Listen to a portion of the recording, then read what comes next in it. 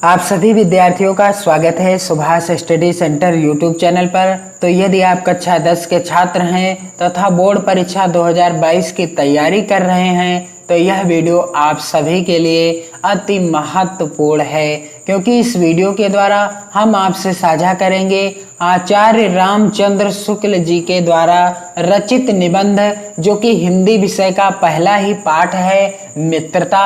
और इस पाठ का जो तीसरा गद्यांश है, यहाँ पर आप देख सकते हैं, तीसरा गद्यांश है, छात्रावास में तो मित्रता की धुन सवार रहती है। और इस गद्यांश के जितने भी प्रश्न हैं या इस गद्यांश के आधारित प्रश्नों को हम आपको बताएंगे कि आप इन प्रश्नों के उत्तर कैसे लिखें अपनी नोट्स में और अपनी परीक्षा में। तो चलिए स्टार्ट करते हैं। तो उससे पहले यदि आपने चैनल को सब्सक्राइब नहीं किया है तो आप चैनल को सब्सक्राइब कर लें और बेल आइकन को भी जरूर दबाएं, ताकि आने वाली वीडियो का नोटिफिकेशन आप तक आसानी से पहुंचता रहे।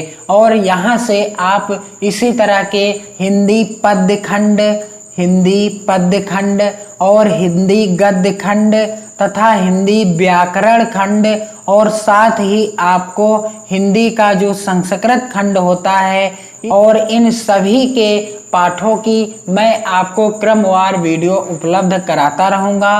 और साथ ही मैं आपको टेलीग्राम चैनल के द्वारा प्रत्येक वीडियो का फ्री हैंडराइटिंग सेम जिस तरह से हम आपके लिए वीडियो बनाएंगे वही आपको पीडीएफ में भी उपलब्ध कराएंगे टेलीग्राम चैनल के द्वारा, जिसकी लिंक आपको वीडियो के डिस्क्रिप्शन बॉक्स में मिल जाएगी। आप टेलीग्राम चैनल को ज्वाइन कर लें और फ्री पीडीएफ भी आप प्राप्त कर सकते हैं और वीडियो देखकर आप अपनी बेहतर तैयारी कर सकते हैं हिंदी विषय की। तो चलिए स्टार्ट करते हैं। आज का जो गद्यांश है मित्रता पाठ का, वह कुछ इस तरह से है कि छात्रावास में तो मित्रता की धुन सवार रहती है, छात्रावास में मित्रता की धुन सवार रहती है और मित्रता हृदय से उमड़ पड़ती है। पीछे के जो स्नेह बंधन होते हैं उसमें ना तो उतनी उमंग रहती है ना उतनी खिन्नता, और बाल मैत्री में जो मनन करने वाला आनंद होता है, जो हृदय को वेधने वाली ईर्ष्या होती है, वह और कहाँ। आचार्य रामचंद्र शुक्ल जी क्या कहते हैं कि जो बाल मैत्री यानी बचपन की मित्रता में जो आनंद आता है वह युवावस्था की मित्रता में कभी नहीं आता।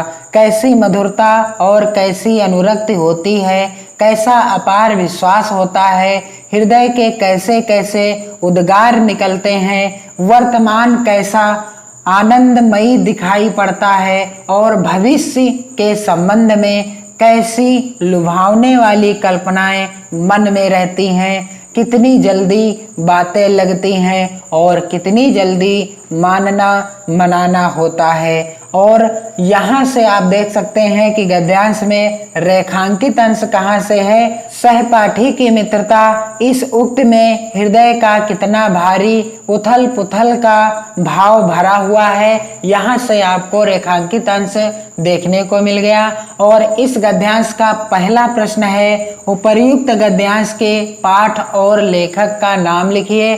और यह प्रश्न जो आता है यह 2 अंकों का आता है, 2 नंबर का पूछा जाता है। आपको इस गद्यांश का संदर्भ लिखना है और साथ ही दूसरा जो प्रश्न पूछा गया है कि रेखांकित अंश की व्याख्या कीजिए। तो इस गद्यांश में जितना अंश रेखांकित है या जितना अंश रेखांकित होगा जो आपसे बोर्ड परीक्षा में पूछा जाएगा गद्यांश, आपको उसी की व्याख्या करनी है। और संदर्भ में क्या लिखना है कि पाठ का नाम किस पाठ से है और पाठ के लेखक कौन है, और साथ ही रेखांकित अंश की व्याख्या भी करनी है। और जो तीसरा यहाँ पर प्रश्न पूछा गया है कि मित्रता कब और कहाँ उमड़ पड़ती है, तो यह प्रश्न यानी सा नंबर यानी तीसरा प्रश्न जो आपसे पूछा जाता है वो उसका उत्तर लगभग पैराग्राफ में ही होता है। आपको थोड़ा सा दिमाग लगा के लिख देना है, यहाँ पर आपको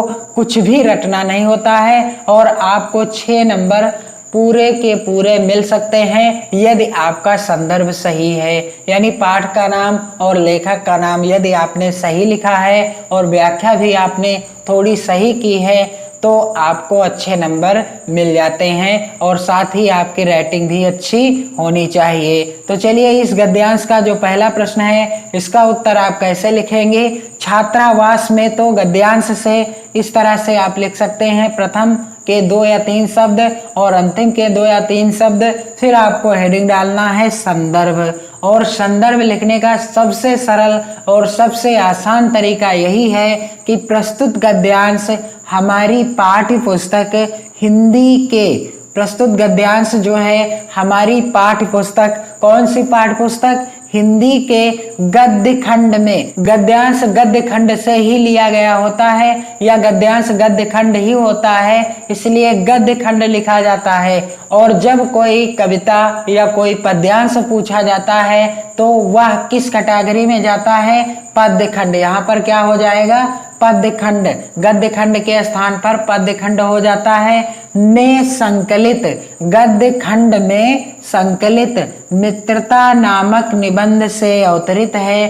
किस निबंध से अवतरित है, मित्रता नामक निबंध से अवतरित है, जिसके लेखक आचार्य रामचंद्र शुक्ल जी हैं। मित्रता नामक निबंध के लेखक कौन हैं, आचार्य रामचंद्र शुक्ल जी हैं। आपको यहाँ पर दिख रहा होगा कि संदर्भ के अंतर्गत मैंने हिंदी और गद्य खंड तथा पाठ का नाम मित्रता और साथ ही लेखक का नाम आचार्य रामचंद्र शुक्ल ब्लैक पेन से लिखा है, काले पेन से लिखा है। आप भी इसी तरह से लिखिएगा, चाहे आप नोट्स में लिखें चाहे आप बोर्ड एग्जाम में लिखें। तो इससे क्या होता है, आपका संदर्भ स्पष्ट दिखाई देता है और देखने में भी अच्छा लगने लगता है, आपको पूरे नंबर भी मिल जाते हैं। तो प्रस्तुत गद्यांश हमारी पाठ्य पुस्तक हिंदी के गद्य खंड में संकलित मित्रता नामक निबंध से अवतरित है, जिसके लेखक कौन हैं, आचार्य रामचंद्र शुक्ल जी हैं। और आप कैसे पहचानेंगे कि यह जो गद्यांश है वह मित्रता पाठ से ही लिया गया है, तो इसकी कुछ ट्रिक्स हैं या कुछ शब्द ऐसे हैं जिन्हें आप पढ़कर जान जाएंगे कि यह गद्यांश जो दिया गया है मित्रता पाठ से ही दिया गया है। और इसका जो पहला गद्यांश है यहाँ पर आप पकड़ सकते हैं, मित्रों की चुनाव की उपयुक्तता। इसमें मित्र मिल गया, यानी किस पाठ से है, मित्रता पाठ से है। दूसरा गद्यांश है विश्वास पात्र मित्र, यहाँ पर भी मित्र है दूसरे गद्यांश में भी, इसलिए यह गद्यांश किस पाठ से है, मित्रता पाठ से है और लेखक आचार्य रामचंद्र शुक्ल जी हैं। और तीसरा जो गद्यांश है इसमें भी आपको साफ साफ नजर आ रहा होगा कि छात्रावास में तो मित्रता, यहाँ पर मित्रता लिखा है, इसलिए आपको याद ही नहीं करना या भूलना ही नहीं है कि यह किसी और पाठ से होगा। तो यह किस पाठ से है गद्यांश, मित्रता पाठ से है, जिसके लेखक कौन हैं, आचार्य रामचंद्र शुक्ल जी। दूसरा प्रश्न पूछा गया है रेखांकित अंश की व्याख्या कीजिए। तो यहाँ पर सहपाठी की मित्रता, इस उक्त में हृदय का कितना भारी उथल पुथल का भाव भरा हुआ है और इसकी आपको व्याख्या करना है। तो सबसे पहले आप क्या करेंगे, हेडिंग डालेंगे रेखांकित अंश की व्याख्या। और क्या हो जाएगी रेखांकित अंश की व्याख्या, सहपाठी की मित्रता, इस शब्द में एक ऐसा भाव भरा है जो हृदय में उथल पुथल मचा देता है। सहपाठी की मित्रता में अनुरक्ति, ईर्ष्या, वर्तमान का आनंद और भविष्य की सुहावनी कल्पनाएं निहित होती है। जो हमारा सहपाठी होता है, जो हमारा क्लासमेट होता है, उसके साथ जो मित्रता होती है उसमें थोड़ी सी अनुरक्ति होती है, थोड़ी सी ईर्ष्या भी पाई जाती है और वर्तमान को सोचकर हम सहपाठी, यानी जब हम पढ़ रहे होते हैं या आप जब पढ़ रहे हैं तो आप अपने वर्तमान को लेकर आनंदित भी हो जाते हैं और भविष्य के प्रति अनेक कल्पनाएं भी करते रहते हैं। तो यही हो जाएगी इसकी व्याख्या। अगला जो प्रश्न है गद्यांश का, मित्रता कब और कहाँ उमड़ पड़ती है? मित्रता कब और कहाँ उमड़ पड़ती है? तो इस प्रश्न का उत्तर अधिकांश रूप से गद्यांश के अंतर्गत ही होता है। तो यहाँ से आप पढ़ लें कि मित्रता की धुन सवार रहती है कब? छात्रावास में। और यह कब और कहाँ उमड़ पड़ती है? तो मित्रता हृदय से उमड़ पड़ती है कब? छात्रावास में ही उमड़ पड़ती है। साफ साफ लिखा है कि छात्रावास में तो मित्रता की धुन सवार रहती है, मित्रता हृदय से उमड़ पड़ती है। तो इसका उत्तर क्या हो जाएगा? आप इस तरह से भी लिख सकते हैं कि छात्रावासों में रहने वाले विद्यार्थियों में मित्रता की भावना उमड़ पड़ती है। और यह भी उत्तर सही है कि छात्रावास में तो मित्रता की धुन सवार होती है और मित्रता हृदय से उमड़ पड़ती है। तो इस तरह से आप इन तीनों प्रश्नों का उत्तर आसानी से लिख सकते हैं। और इस पाठ का जो अगला गद्यांश है वह कुछ इस प्रकार से है। चौथा गद्यांश, सहपाठी की मित्रता इस उक्त में हृदय का कितना भारी उथल पुथल का भाव भरा हुआ है। और इस गद्यांश से आधारित जितने भी प्रश्न हैं इन प्रश्नों का उत्तर लिखने का तरीका हम आपको अगले वीडियो में बताएंगे।